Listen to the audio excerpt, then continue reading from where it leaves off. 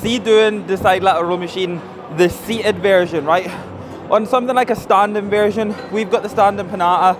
We also have the seated but handled Atlantis. I'm a big fan of doing them double, but see, when it comes to something like the good old chicken wing style machines, I don't know what it is, right? I've never done them single arm until I was actually training with Finn, and he was like, yeah, give it a shot. And it wasn't this specific one. I actually think it was this one that we used. But when I came back to Durham, the style that we've got is the Cybex, I think, V3. I gave it a shot single arm, and honestly, it just felt so different. Like, I can get so locked into doing double arm, but when I done them single, it just felt so different. And if I can get even a little bit more out of doing this sort of work at the start and feeling better on it, I'm always going to do it. Now, it's not a cuff. It's not jumping on a cable machine. I'm still getting the most out of the machine that I'm using. It's just changing it up from dual hand to single arm. And I'm feeling very good on it, so that is why on here today, we're beginning single. Get really warm. I like to be able to really work on these now. I don't just like to come in and just kind of treat it as a small pre-exhaust where I just get warm and then go. I like to really work on these now because I really feel as if from a stability perspective, I feel so much better. I feel so much more under control. I stay on the muscle more whenever I'm pressing them bigger heavy weights. And you know what? I just feel safer. It feels so much better. So that is why I like to work on these to begin. And then from here, we're ready to be able to press really heavy.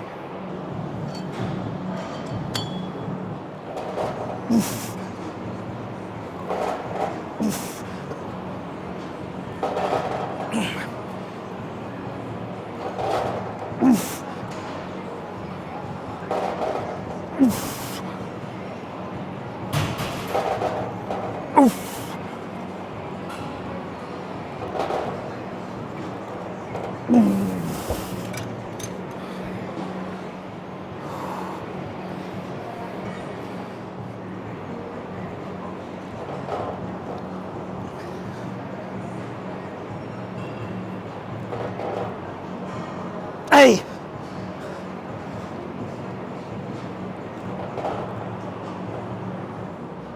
Hey!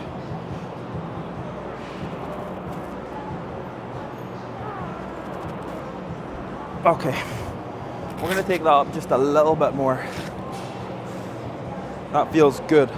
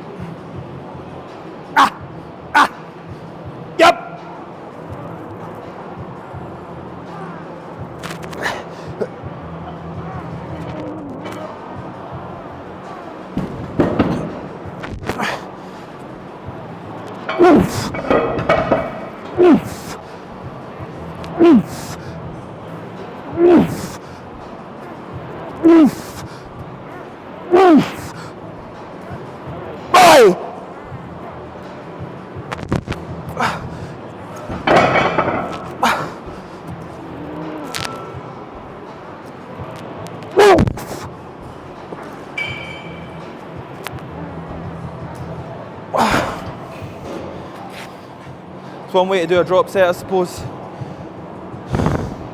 Jesus fuck.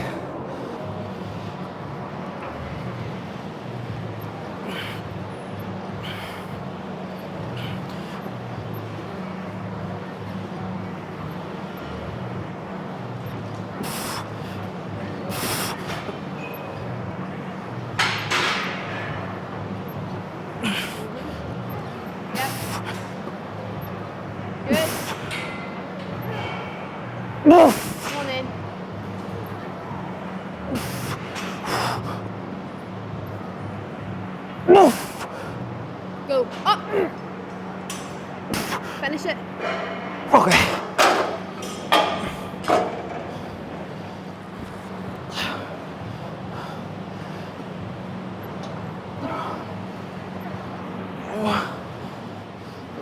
Good.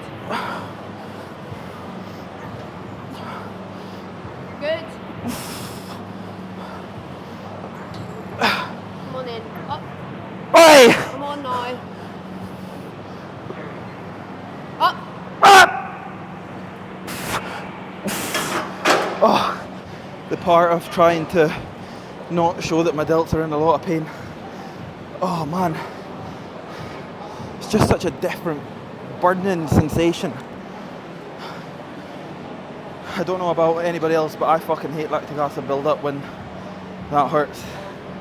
It's just, I would much rather be under a 5-6 plate squat than try and build up a crazy amount of reps at like a relatively heavy load that just fucking causes so much pain.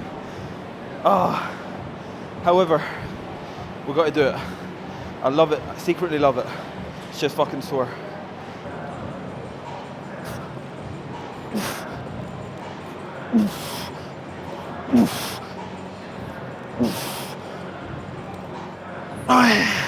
Hey.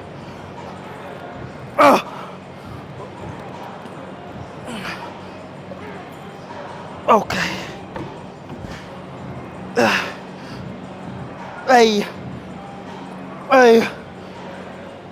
That's definitely something else a lot of people are scared of, and that's to use a little bit of body language, a little bit of momentum, because once again we live in a fucking world that if you use a little bit of momentum, you're doing it wrong. You're not progressing, you're not building muscle. See, at the end of the day, I definitely do think there's room for a little bit of momentum. It's about finding that balance. Of course, you want to be able to perform with very good execution. That's like inevitable. That should always be the goal. But when it comes to breaking down in a set, there's a time and place that there's okay, a place where you still want to remain as quote-unquote locked in as you can, but on some movements you can definitely get away with a little bit more body language, and it's something that you shouldn't be scared of, because you can always make up for it by dropping down the load and tightening up execution to hopefully maybe satisfy something up here. But I definitely do think shying away from doing the hard stuff with a little bit of body language at the end of a set to maybe take a set a little bit further past that last and final perfect rep, you can get a lot out of that.